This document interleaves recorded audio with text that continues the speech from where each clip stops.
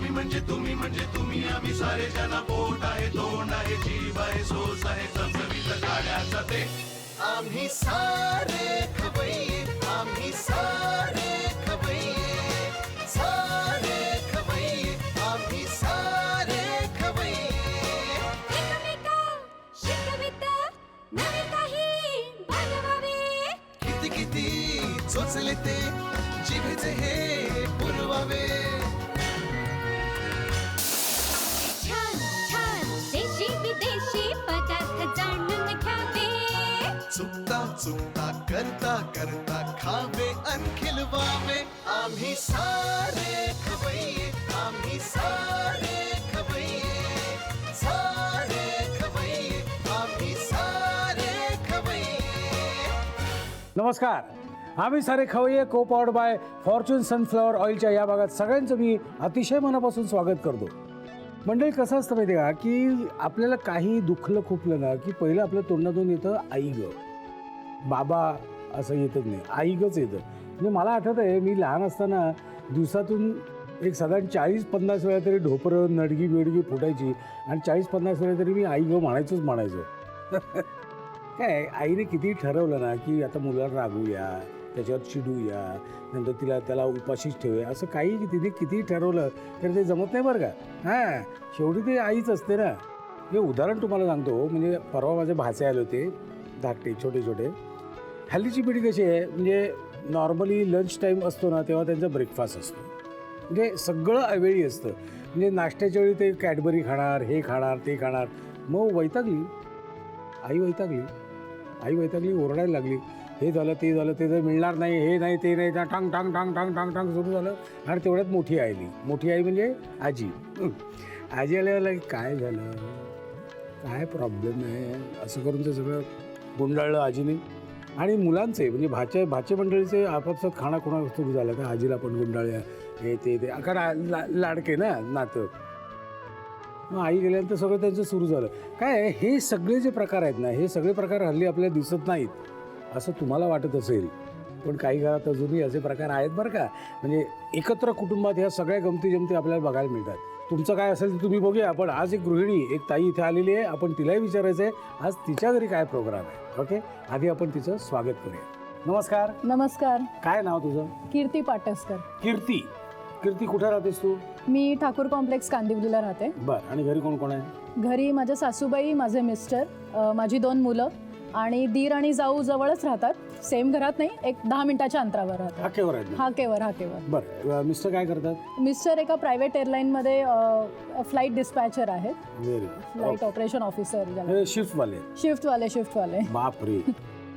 हे एअरलाईनवाल्यांची शिफ्ट फार डेंजर असते हो, बरं. आणि बरं इथेच आहेत. हो. इकडे तिकडे नाही जावं लागत. Domestic airport. हां, बरं. आता आपण मला तुझं सांग, तू काय केलंयस? मी क्वालिफिकेशनने जर्नलिस्ट आहे. बरं. पण आता सध्या मी एका अंधेरीच्या इन्स्टिट्यूटमध्ये 8वी ते 12वी हिंदी आणि मराठी शिकवते. आणि आता 2 मुलांनंतर लाईन बदलली.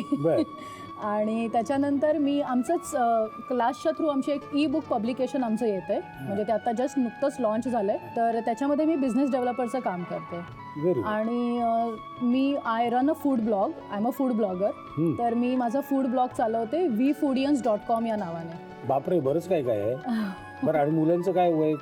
माझा मोठा मुलगा 9 वर्षाचा आहे आणि धाकटा 4.5 वर्षाचा आहे. आणि घरी सासू सासरे? नाही, सासरे नाही आहेत अनफॉर्च्युनेटली. सासूबाई आहेत. हो, ठीक आहे. तसं बघायला तर एकत्र कुटुंब आहे. हो. नाही असं. बरं. आता मला सांग, तुमचं काय love marriage, arrange marriage? Arrange marriage म्हणजे वधूवर सूचक म्हणून. वाव. ठीक आहे. म्हणजे सगळं पोहे बिहे सगळं एकदम टाकाटाक. ओके. आता तू कांदिवलीहून ऑल द वे इथे आलेली असते. आधी मी तुला कसं, आपल्याकडे पद्धत आहे आल्याला थोडा एक चहा पाजावा, म्हणजे काय फ्रेश होतो माणूस, मस्तपैकी फ्रेश हो. आणि मग आपण किचनकडे जाऊन तुझ्या हाताची चव काय आहे ते बघूया. हो, नक्की. आम्ही जरा चहा घेतो आणि मग किचनकडे जातो. ओके. ये कीर्ती, आमच्या किचनमध्ये तुझं मनापासून स्वागत. पहिली रेसिपी काय तुझी आजची? आजची पहिली रेसिपी आहे चेट्टीनाड मशरूम मसाला. चेट्टीनाड मशरूम मसाला म्हणजे का, म्हणजे असं नाव? Sir, basically Chettinad is a region in Tamil Nadu. आणि त्यांचं जे क्युझिन आहे ते it is known for its spiciness. ते एक one of the spicy cuisine आहे ते. तर तुम्ही म्हणजे ऐकलं असेल की चेट्टीनाड चिकन करी पण असते, नॉनव्हेजच्या पण चेट्टीनाड रेसिपीज असतात. तर ते स्पायसेससाठी ते जास्त फेमस आहे. चमचमीत असं हो हो, थोडं असं आहे. तिखट सर. ओके, मला साहित्य सांगतेस काय काय इथून? ह्याच्यासाठी मशरूम, चिंचेचा कोळ, कढीपत्ता, डेसिकेटेड कोकोनट, जिरं, लाल मिरच्या, लसूण, कांदा, बारीक चिरलेलं हिरवी मिरची, मोहरी, हिंग, धणे, हळद, लाल मिरची पावडर आणि मीठ. ओके, साहित्य बघितलं. आता जाऊया कृतीकडे. पण कृतीकडे जाण्यापूर्वी मला अजून एक प्रश्न विचारायचा तो असा, तुझे छंद काय आहे? छंद म्हणजे सर मला कविता करायचा छंद आहे. बरं. आणि आता 15 दिवसापूर्वी एका राज्यस्तरीय काव्य स्पर्धेत माझ्या एका कवितेला दुसरं पारितोषिक मिळालंय. वाव, आता त्याच्याकडे येऊया. आहे लक्षात असेल ना कविता ती? हो हो, म्हणजे ती माझ्या वडिलांवरचीच कविता आहे. First class, first class. मग आता आपण कविता पण ऐकायची आहे, नक्की. पण त्याआधी आपण हे जरा बघूया. आता ह्याचं काय करायचं मला सांग पहिल्यांदा. आता हे जे इन्ग्रेडियंट्स आहेत ह्याचा आपण ड्राय रोस्ट मसाला बनवणार आहोत, चेट्टीनाड मसाला. बरं, ते ते 1 कसं? बाय 1 आपण फ्राय पॅन मध्ये टाकणार आहोत. काय काय करायचं? आधी आपण कांदा टाकूया, त्याच्यानंतर लसूण, जिरं एवढं नाही लागणार, साधारण 2 चमचे चालतील. धणे सुद्धा ह्याच्या अर्धे, म्हणजे 2 चमचे. ह्याच्यात तिखट काय आहे म्हणजे? तिखट लाल मिरच्या टाकणार आहोत आपण. ओके. नंतर आपण हे डेसिकेटेड कोकोनट टाकणार आहोत. डेसिकेटेड कोकोनट नसेल तर आपलं जे सुकं खोबरं आहे ना, खिसलेलं, जे आपण घरी ठेवतो तेही चालेल. त्याच्यानंतर लाल मिरच्या. तुम्हाला थोडं तिखट आवडतं ना? झणझणीत. आता बरोबर. नाही, आणि आता हे रोस्ट करायचं. आम्ही हे सगळं व्यवस्थित भाजून घेतो, पण आपण विश्रांतीवर जाण्यापूर्वी मला तुझी ती कविता ऐकायला आवडेल. अच्छा, ज्याला पारितोषिक मिळालं आता. ही जी कविता आहे ती माझ्या वडिलांवरची, म्हणजे माझ्या वडिलांची सत्यकथा की ते आणि या कवितेचं नाव आहे बाप नावाचा एक बाप माणूस. बर, बाप नावाचा एक बाप माणूस. हो. बाप नावाचा बाप माणूस कधी एकदा शहरात आला. बाप नावाचा एक बाप माणूस कधी एकदा शहरात आला.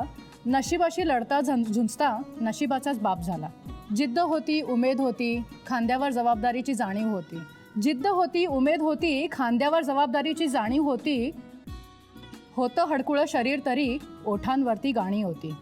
होतं वय 17 तरी अकाली प्रौढ बनला होता. होतं वय 17 तरी अकाली प्रौढ बनला होता. कुटुंबाचा मोठा गोतावळा त्याच्या मागे सांडला होता. कमावणारा एक अन खाणारे 7. कमावणारा एक अन खाणारे 7. एक तीळ 7 खावा तशीच होती बात. पण भ्यायला नाही, कोलमडला नाही, मर्दानी होती जिगर. पण भ्यायला नाही, कोलमडला नाही, मर्दानी होती जिगर. मनगटातच बळ एवढं, मग कसली फिकर. मग घेतला हातोडा, पडू लागले घण. मग घेतला हातोडा, पडू लागले घण. बरी झाली परवड, बरी झाली वणवण. काही वर्षांनी हातांवरच्या रेघा बनल्या त्याच्या मैत्रिणी. काही वर्षांनी हातांवरच्या रेघा बनल्या त्याच्या मैत्रिणी.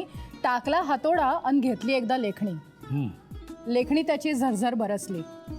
लेखणी त्याची झरझर बरसली. त्यालाच कळेना आयुष्यात ही नवी रेख कुठून बरे आली. बासमती तांदूळ वेचून थव्यानेही पत्करलीये त्याची आता गुलामी. वा. बासमती तांदूळ वेचून थव्यानेही पत्करली आहे त्याची आता गुलामी. मोत्यांचा नेकलेस लेवून त्याला रात्रीचा सूर्यही देतोय आता सलामी. रात्रीचा सूर्यही देतोय आता सलामी. बाप नावाचा एक बाप माणूस. बाप नावाचा एक बाप माणूस. वा, मस्त. Thank you. Very good, very good, very good. काय कविता स्फुरणं जेवढं महत्त्वाचं आहे मंडळी, तेवढी कविता सादर करणं हे तेवढंच महत्त्वाचं आहे.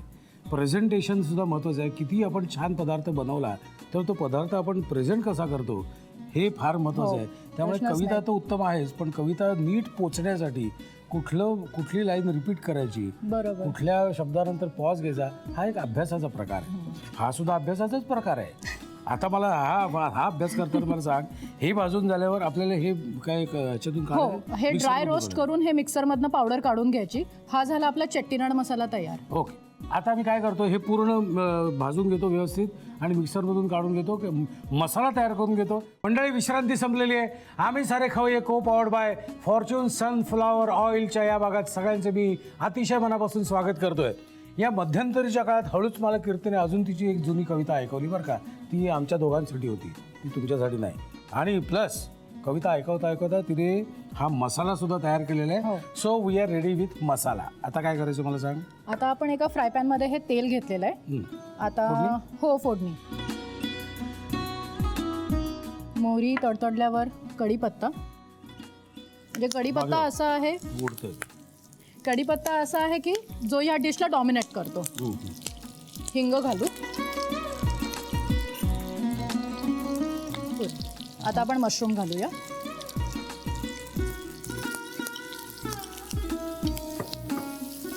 याच्यामध्ये आपण आधी हळद टाकत नाही आहोत. जनरली जर तुम्ही बघत असाल की आपण फोडणीमध्ये आधी हळद टाकून घेतो, पण ह्याच्यामध्ये ना मशरूम पटकन शिजतात, तर हळद थोडी नंतर टाकावी. कारण मिरच्या पण नंतर टाकाव्यात, कारण हळद करपते त्याच्यामुळे. आता हळद टाकली तरी चालेल. पुरी मिरच्या चालतील. आता लाल मिरची पावडर. पुरे.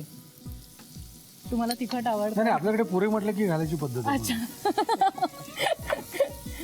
चिंचेचा कोळ हा एवढा सगळा टाका. आंबट नाही ना म्हणून? नाही नाही, ते मशरूमला थोडासा आंबटपणा हवा असतो. आपण आता हे हा मसाला सगळ्यात शेवटी घाला. हो, आता अजून थोडंसं शिजू दे याला. बरं.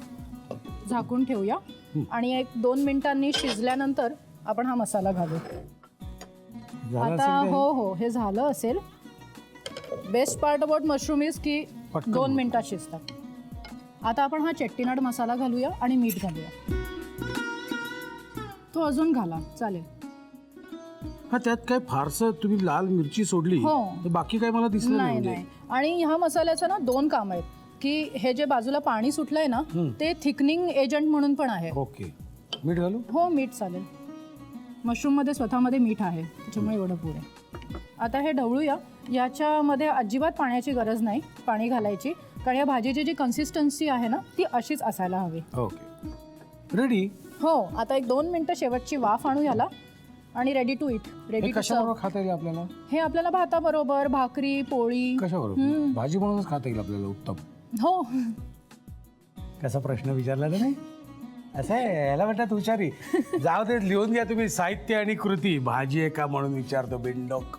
चेट्टीनाड मशरूम मसाल्यासाठी लागणारे साहित्य: मशरूमचे तुकडे, चिंचेचा कोळ, कढीपत्ता, डेसिकेटेड कोकोनट, जिरं, सुक्या लाल मिरच्या, लसूण पाकळ्या, चिरलेला कांदा, बारीक चिरलेली हिरवी मिरची, मोहरी, हिंग, धणे, हळद, लाल तिखट आणि मीठ. कृती: प्रथम फ्राईंग पॅन मध्ये चिरलेला कांदा घेऊन त्यामध्ये लसूण पाकळ्या, 2 चमचे जिरं, 2 चमचे धणे, डेसिकेटेड कोकोनट आणि सुक्या लाल मिरच्या घालून नीट भाजून वाटण करून चेट्टीनाड मसाला तयार करून घ्यावा. फ्राईंग पॅन मध्ये तेल गरम करून त्यामध्ये मोहरी, कढीपत्ता, हिंग, मशरूमचे तुकडे, हळद, बारीक चिरलेली हिरवी मिरची, लाल तिखट आणि 1 ते 2 चमचे चिंचेचा कोळ घालून सर्व मिश्रण 3 ते 4 मिनिटं शिजवून घ्यावं. शिजल्यानंतर त्यामध्ये तयार चेट्टीनाड मसाला आणि चवीनुसार मीठ घालून नीट परतून एक वाफ काढावी आणि डिश सर्व्ह करावी.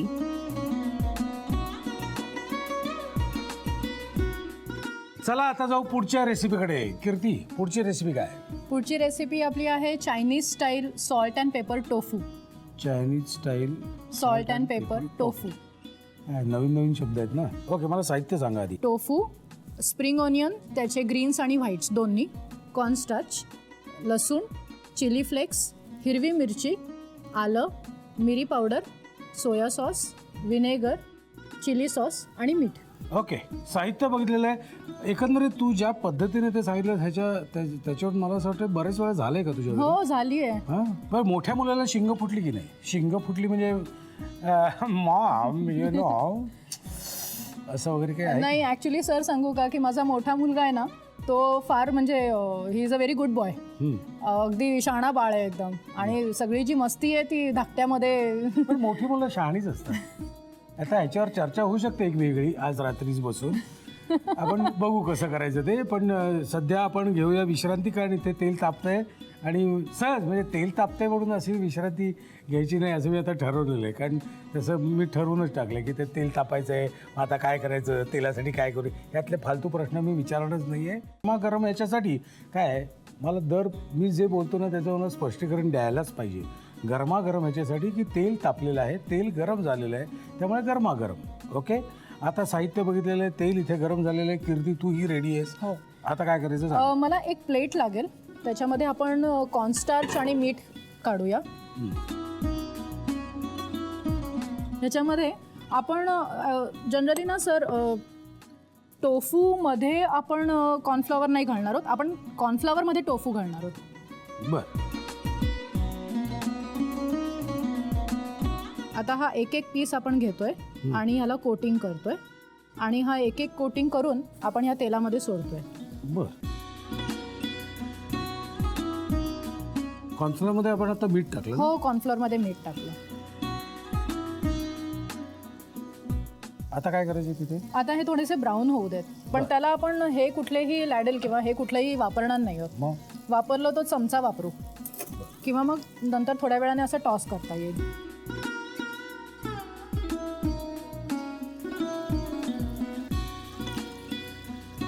काय आहे, सगळ्या बाजू भाजायला कमीत कमी एक 5-5, 6-6 सेकंद तरी लागतील. आता ह्याला 4 आणि 4 8 बाजू आहेत, म्हणजे 8 40 सेकंद तरी लागतील, नाही का?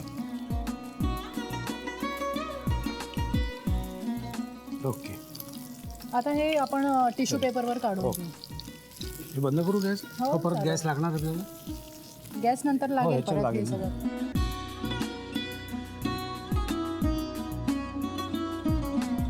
आता काय? आता एक वोक लागेल आपल्याला थोडंसं फोडणी टाईप करायला, ह्याच्यासाठी सॉस तयार करून घ्यायला. ह्याच्यातच नाही चालणार तर तुला ते वेगळे देऊ? हो, हे चालेल. हो, हे चालेल. चालेल. तेल हेच घाला. चालेल. चालेल? हो. बघा, गृहिणी जागी झाली. थोडं कमी घ्यायचं. कमी करू? थोडं पुरे. ओके. त्याच्यात काय करायचं आता आपल्याला? आता आलं, लसूण आणि हिरव्या मिरच्या ते घालायचे.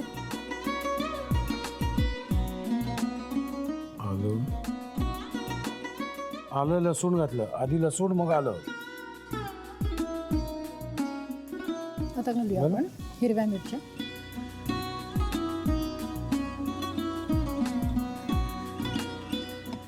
एवढ्या असं झालं एकदम. पुढे चिली फ्लेक्स.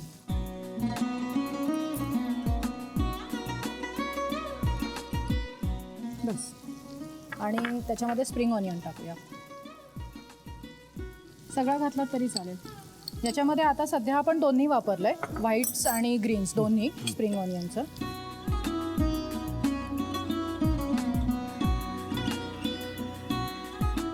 झालं. आता काय करायचं? आता त्याच्यामध्ये सोया सॉस, चिली सॉस, मीठ आणि मिरी पावडर. अजून एक चमचा.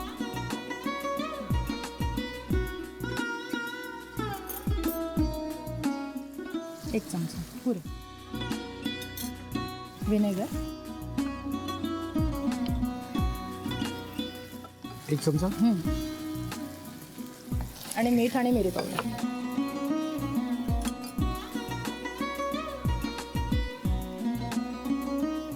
याच्यात मोजकंच मीठ घालणार आहे, त्याच्यात मीठ आहे. मिरी पावडर पास ना?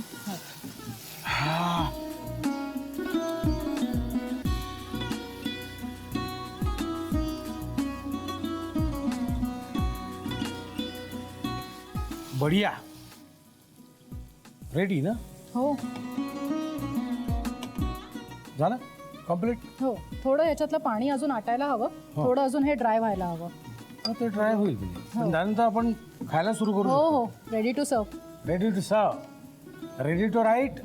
लिहून घ्या साहित्य आणि कृती. चायनीज स्टाईल सॉल्ट अँड पेपरसाठी लागणारे साहित्य: टोफू, कॉर्नस्टार्च, चिली फ्लेक्स, काळी मिरी पूड, चिरलेला पातीचा कांदा, चिरलेला लसूण, बारीक चिरलेली हिरवी मिरची, चिरलेलं आलं, soya sauce, vinegar, chilli sauce आणि मीठ. कृती: एका प्लेटमध्ये कॉर्नस्टार्च आणि चवीनुसार मीठ घेऊन त्यामध्ये टोफू घोळवून गरम तेलात शॅलो फ्राय करून घ्यावेत. दुसऱ्या फ्राईंग पॅन मध्ये तेल गरम करून त्यामध्ये चिरलेला लसूण, आलं, बारीक चिरलेली हिरवी मिरची, चिली फ्लेक्स, चिरलेला पातीचा कांदा घालून नीट परतून घ्यावं. परतल्यानंतर त्यामध्ये soya sauce, chilli sauce, vinegar, मीठ, काळी मिरी पूड आणि टोफू घालून सर्व मिश्रण नीट परतून डिश सर्व्ह करावी.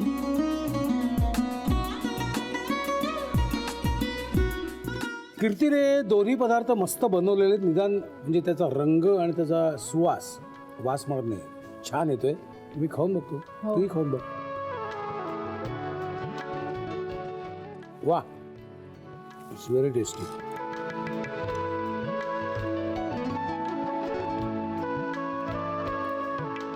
मस्त टेस्टी झाले. थँक्यू.